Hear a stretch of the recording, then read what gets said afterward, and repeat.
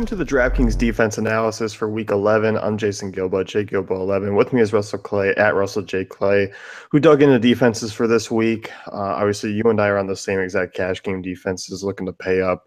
Then you kind of dive down into some GPP ones. Two are in the same game. You're looking to get a little wild. Dog.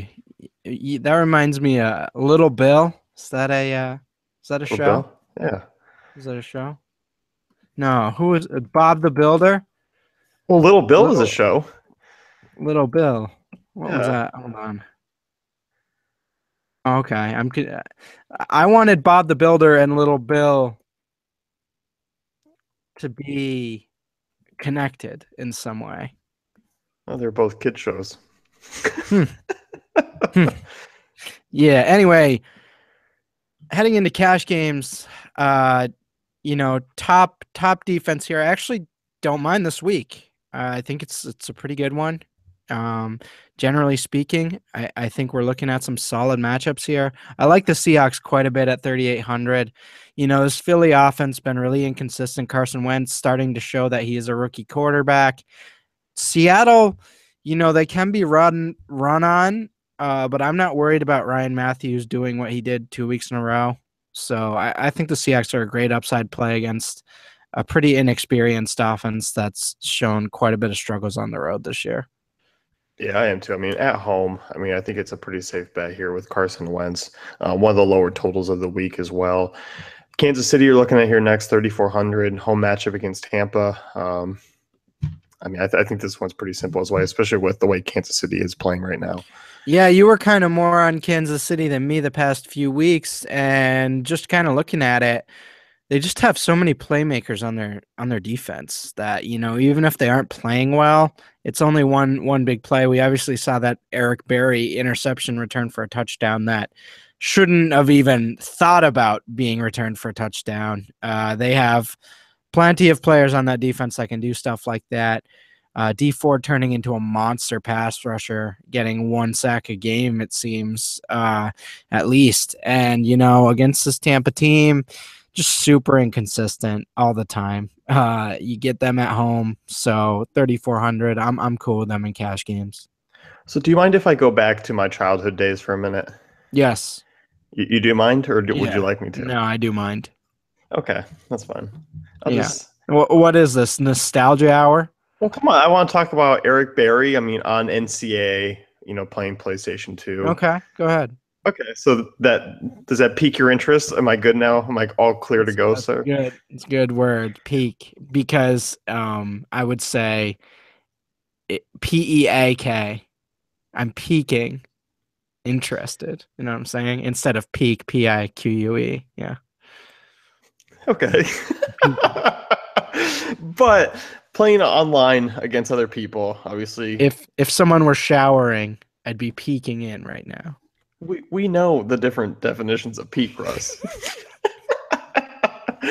So playing NCAA football, Eric Berry obviously went to Tennessee, free safety.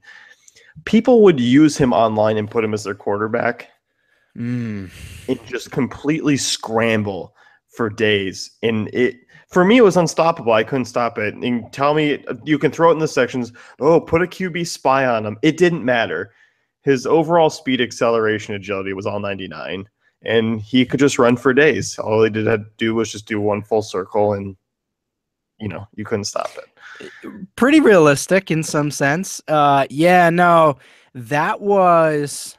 I found a cheat code in NCAA a few years later with a Florida State wide receiver named Greg Carr, and he was 6'6".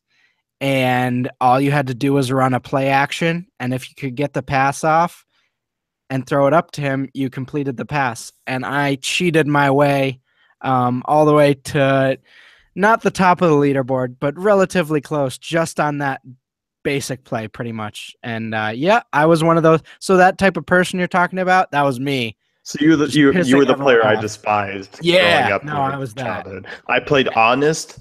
Good football. Oh, yeah. And look where it got me. Yeah. That was nowhere. My buddy too. He always played by the rules and would never use rocket catch in Madden. And I would always be the guy throwing deep bombs to Calvin Johnson and hoping, I catch 1 in 6 and then you lose somehow. And then I don't feel bad. The biggest cheat overall, though, was you could run prevent defense with the 3 down linemen and press, and then people couldn't run on you in NCAA. That was the biggest cheat. Like, people would set up in goal line and you just set up and prevent and press and blitz with a safety, and they couldn't run on you. And now they just took it all away from us. There's no more NCAA. It's dark day. Dark days. GPP defenses, we're looking at Los Angeles here, taking on Miami Dolphins, who've been playing pretty well of late at home, but obviously this Rams defense has been playing pretty well too. Yeah, I like both these defenses, actually. I threw both of them in here as GPPs. Relatively cheap, in that range where you kind of like to see them, 31 to 2,900. Rams, they've just been consistent lately. They've been getting a lot of pressure, making other teams make mistakes. Not quite the Chiefs in terms of consistency, but this game could go one of 2 ways. Either Jared Goff comes in and he's absolutely horrific and the Dolphins just eat him alive, or he's pretty good. Like, I don't see it going one or the other way based on how they've hidden him. Either he is god awful, or I can't think of any way this goes like mediocre. This is gonna be bad, or he's actually gonna be pretty decent. Especially against this Dolphins pass game. Their secondary isn't very good. So with that taken into account, if the Rams can establish the run, Dolphins are in huge trouble. Dolphins also coming off their best game of the season. I don't think anyone would debate that last week was the best game they could possibly play. I think there's a little regression there. I just like both of these defenses. I think this is a really high upside game for a pick 6 or something like that. Yeah, I think so. I mean, there's a lot of room. I mean, Miami has back-to-back games with the defensive touchdown. So, I mean, they've been, a high upside defense. They kind of rely on that big play to make it happen. Mm-hmm. 2,900, not much risk though. No, and I can just envision a scenario where Case Keenum and Jared Goff are swapping like series, and then it makes me want to throw up, honestly. But we might as well take advantage of it for fantasy purposes. We definitely should. Chicago here, 2,500. We talked a little bit about them on the salary exploitation.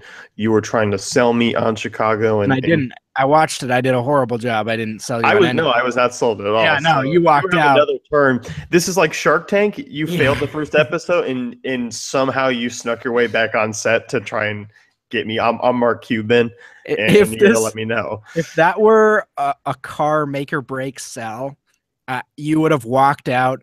Not only walked out, you would have called my boss and complained about me and probably gotten me fired. I would have said fire that man. He did a horrible job. He's not a car salesman. He should be selling hot dogs on like the lobby floor. Like that's what you should be doing.